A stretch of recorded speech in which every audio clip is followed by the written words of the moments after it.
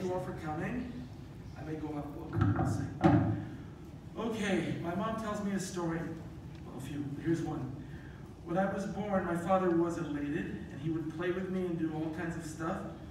But he was always impatient. He would complain to her, when will he be old enough for me to talk with him? Well, careful what you wish for.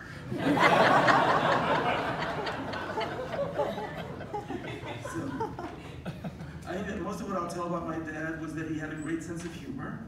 It was sly, and not so much about telling jokes as about a witty comment here and there. Now I've written a bit of a straight bio to help Rabbi Cohen get a sense of my dad and his world, or rather worlds. And if you come to the Shiva, I'll see if I can forward you a copy. Now, part of his sense of humor also came from a love of language. When we visited Israel and my grandmother, his mother, was still alive, I remember listening to them talk with my aunt, and they all spoke Yiddish. He had never studied it formally. I'd never heard him speak it, as my mom and her family didn't speak it at home. And I didn't know it, nor was it familiar. And they were going a mile a minute.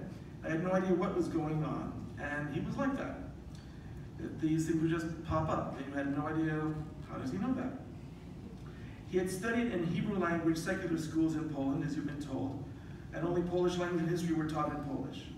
And later, after the Soviet annexation of the area, he had gone to Ukrainian school, and still later with refugees, as refugees in Russia, Russian high school, and then University of Leningrad, and then Wrocław, and then Technion in Haifa. And none of these were all that useful when he moved to LA when he was 31. So he lived nearly 60 years speaking as an English speaker, and we primarily spoke English at home. Anyway, back to him as a person. So one story I've heard recently from my sister, it was familiar. My dad was very young, and he came back from school very, very puzzled. He was asked why. He said that at school the teacher asked the class how many legs a chicken had. And he said to them, how stupid can this teacher be? Anyone can count. You can see a chicken only has 2 legs. Why is she asking such a stupid question? Maybe she doesn't know. Now, his Polish really was okay as a child, just okay, as they spoke Yiddish at home, and he went to the Tarbut school. And there was a story that when the Red Army entered the city, there was a parade, and he really wanted to see it. And he was, quite small, and he was trying to look, and someone said to him in Polish, "Tu są ludzie," there are people here. And he looked up and tried to make it singular, which it's not, saying, "Ja nie ludź, I'm not a peep." So, it's better in Polish, I guess. So, you're gonna get a lot of that, so just sit back. He wasn't a man who would initiate, let's say, going to museums, but once he went, he loved getting an overview, and he was very passionate in so many ways in his life. I'd say that from his Russian education and acculturation, he developed 2 great loves, one for the ballet and the other for Russian poetry. On the few occasions when we went to New York, we'd go to the ABT. Good looking up. And when Kirov came to town once, he and my mom went to all 3 programs on 3 consecutive nights. His love of it was similar to his enjoyment of soccer. I remember him once discussing soccer versus basketball with his cousin Ehud, unfortunately cannot be here today. And Ehud said that he liked soccer while growing up in Israel, but that he loved the excitement of basketball over soccer. My dad asked him, how is it more exciting? And Ehud said, well, look at how fast the scoring comes, and look how high the scores are. My dad said, so what? What's the score when a ballet is over? We watch soccer to see a beautiful game. And this reminds me, when we were at home in 1994, and the Cup final was about to start in Pasadena. And my dad says, when are we ever going to get a chance to see a Cup final again? It's right here, let's go. We'll get some scalp tickets and maybe miss a little of the game. So we got in the car and I drove over to the Rose Bowl. We found some guy with valid tickets, but we got in and saw the game, saw the shootout, and we got to go to a Cup final. And 10 years before that, the whole summer was around the Olympics here. Went to a lot of events, saw some great things. And that's still the highlight, I think, for all of us when thinking about him, is that love of soccer and the ballet. Anyway, when we were also in New York, after I was doing the Jeopardy publicity tour in 2005, we decided to go out one night, and we were exhausted. So we went to TKTS to see what kind of last-minute tickets were available. And the only 2 things we thought we'd get through, and not fall asleep, because we were so tired, were either the ballet or Jackie Mason. I remember that when we asked about what seats there were for those 2 things, the manager started to yell, Who the hell can't decide between Jackie Mason and the Valley?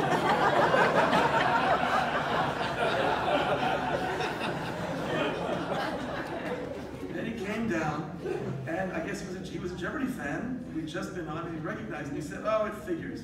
But the real point wasn't me. It was my dad who was so open to these things, if they were good. And as far as poetry went, he loved Pushkin. Before his eyesight started to fail, he loved this set of complete Pushkin that we bought in Westwood. He would go over it, not obsessively, but he loved it. And the poems and fables of Krylov, the Russian La Fontaine, major writer of fables. I remember one which became a shorthand for him, a lot. The story is that there's an ox that's plowing a field from dawn, and he goes back and forth across the field, pulling the plow arduously back and forth, while a little flea is just sitting on his shoulder. And the sun sets, and the ox is still working late into the night. And he finally finishes and falls down exhausted. And then the little flea cheers, "Mi pachali." We did it. We plowed the field. And he would use this as shorthand when someone would claim credit for something they'd only some tangential relationship to in Russian. We plowed. Mi pachali. And so when Evgeny Yevtushenko, the noted Russian poet, came to LA back in the early 80s, he did a reading at USC before I was going there. And we went down to hear him. The family was here. My sister was in San Francisco. And my dad wasn't like a coffee house, let's go to a poetry reading guy. But he was enthralled. And I didn't know Russian, but they had translations. So I couldn't enjoy it the same way. But he became a huge fan of Yevtushenko's. And a few years later, when Yevtushenko directed his first film, The Kindergarten, Детский Sad, we went to see it at Filmex, which is the old film festival. And I still remember something he said. In the film, there's a scene where the teacher is asking the kids, about 8 or 9 years old, the question, in Russian it's, "Rodina, что это такое?" What does homeland mean? What is homeland? And one girl in a red kerchief, a young pioneer, she raises her hand, stands up and proclaims in Russian, "Rodina tovarich Stalina." Homeland is Comrade Stalin. And my dad turns to me and says, "You know, there's always one." There's always one in every class. There's always one like that. They were about the same age after Shenko and me. So, he knew what life was like there, and he would always be full of surprises. When they first got to the Urals in 1941, my dad lived near Ufa, Bashkiristan. And the Bashkirs are a people related to the Mongols. I had mentioned once that my Chinese teacher, when I was learning Chinese in the early 80s, was a Mongol, ethnic Mongol, and he had mentioned drinking mare's milk, horse's milk. He told me, "Oh, I had that once in Ufa." "Oh yeah? What was it like?" I asked. He said, "It was warm, buttery, and really, really foamy." Oh yeah, I'm sure most of you never knew that he had tried horse milk once. It was a surprise to me. So, one promise he made that he never got to fulfill, as per what we talked about before, he promised to take my mother to St. Petersburg, which he thought might have been the most beautiful city he'd ever seen, and certainly he'd ever lived in. But he wasn't a crazed Russophile. He didn't hate Russia either. If not for being able to flee to Russia, he'd have been killed. The Red Army saved him and his family from genocide. But he was also very, very happy to have left. So people who knew him as a very ethical and honest businessman, a developer and engineer, didn't know all of his sides. He had worked in the engineering corps in the Israeli army, and in the water project, Taha, later in specifications. He was often vague about what that meant, but when we traveled to Israel once when I was 13, it was already after the Six-Day War, we went up to the Golan and we went to Banyas, which is the source of the Jordan River. It used to be called Caesarea Philippi, is the ancient name. And there's a little shrine there to the god Pan where the water comes out and starts the river. And from what he was saying, he had been there before, meaning when it was under Syrian control. He didn't go into details, and I didn't really want to ask, but my guess was that the work involved borderlands on both sides. Anyway, a very passionate man, he loved thrills. He would take us skiing. Remember when my grandfather visited from Israel, first thing we did was we went up to Mount Baldy and learned how to ski. We would go local skiing on weekends, and he would often bob up to Lake Tahoe for the weekend. For a while, I remember he'd fly up, and you could still fly right into South Lake Tahoe, taxi over to Heavenly Valley, ski, finish, lock his skis up, go to a casino, play, sleep, get up in the morning, ski, back and forth until he'd fly back, and he'd leave his skis in the locker at Heavenly, and ride at the chairlifts, and come home. And when he'd ski, he would ski frighteningly straight. No turns, just moving straight on down. He loved, it's what he loved, and he loved games. He adored craps and poker, and especially Crazy Pineapple, which people aren't playing as much as Texas Hold'em, I guess, these days, but that was his game. But when my Uncle Emil, originally from Bulgaria, moved to the US, he introduced my dad to backgammon at a high level, and my dad found an avocation. He would often play 5 or more nights a week, seriously. He would remember games and positions the next day and talk about the climax move, and what would you do here, and is that a good take, and would you take the double, and he would remember exactly what the positions were. It's faster than chess and more exciting for him because there was the element of risk. But for the most part, although he loved these things, he first and foremost loved his family and the people around him. He took incredible pride in the accomplishments of those he loved, and he helped and supported so many people, family in Israel, anyone who needed help.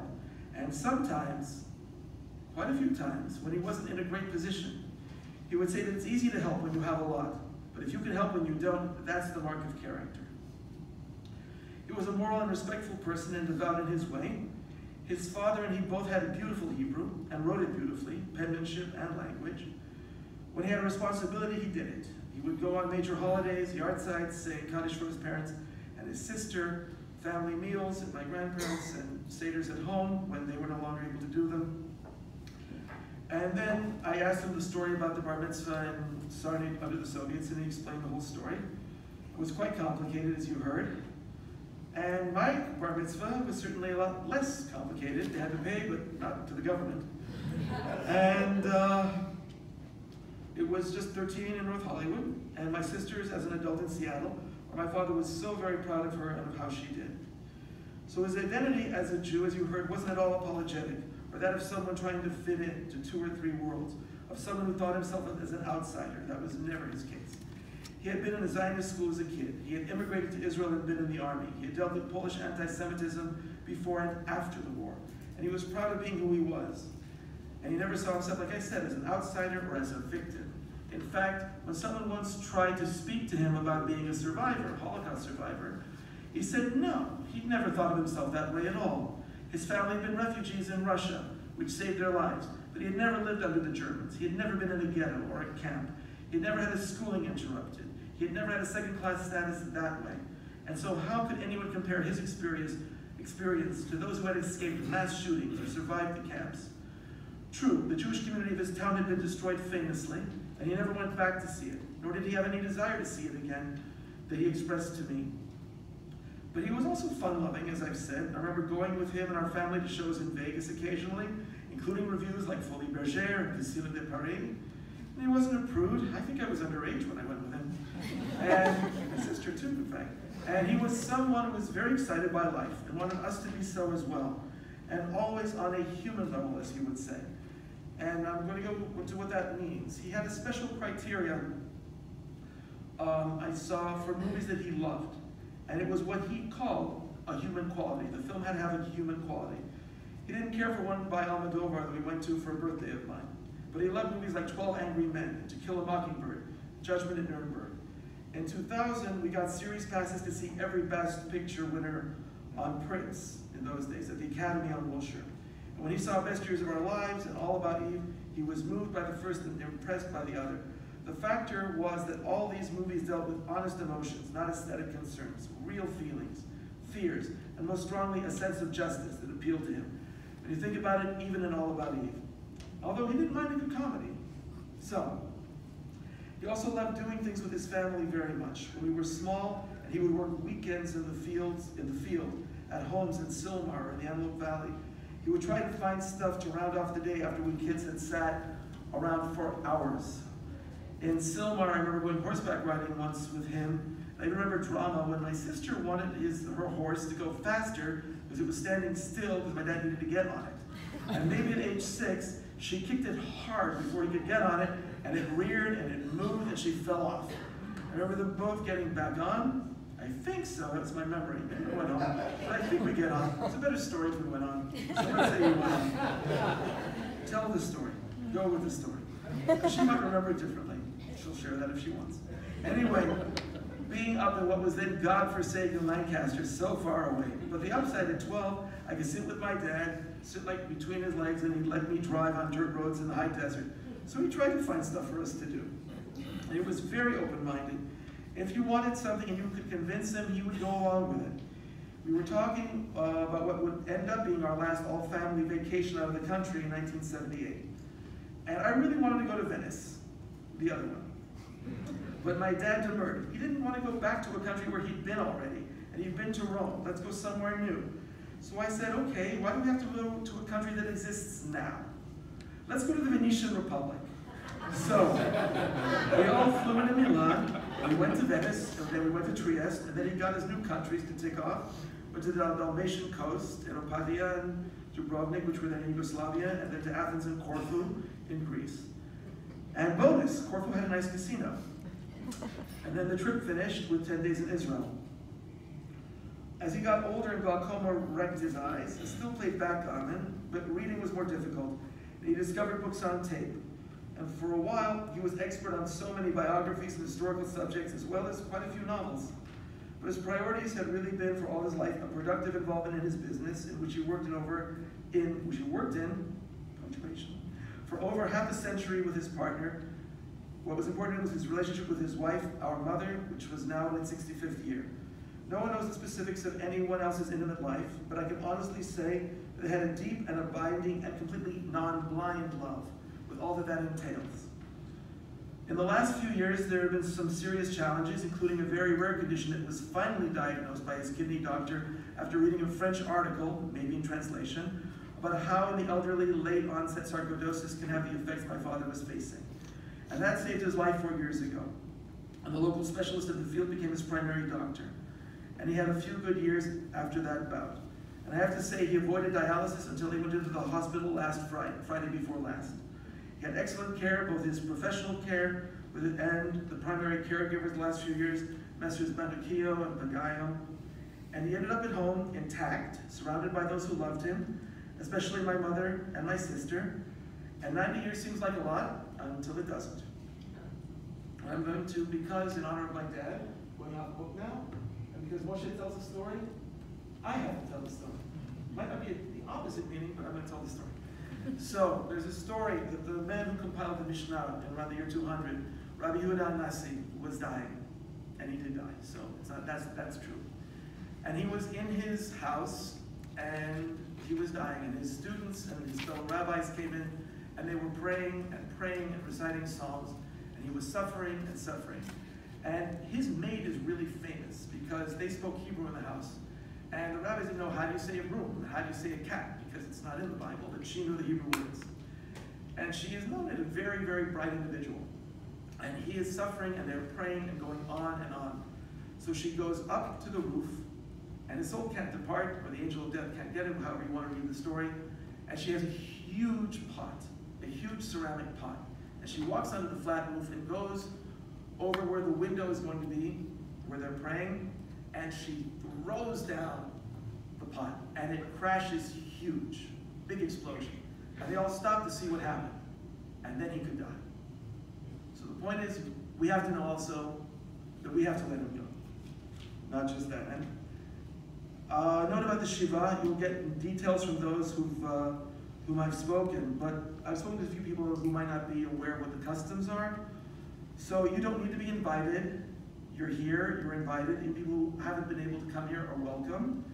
We don't have the energy to call everybody, so please come if you're available and you want to. And the hours will be discussed again. And if you can help make the minyan, you're definitely more than welcome. And thank you all for coming.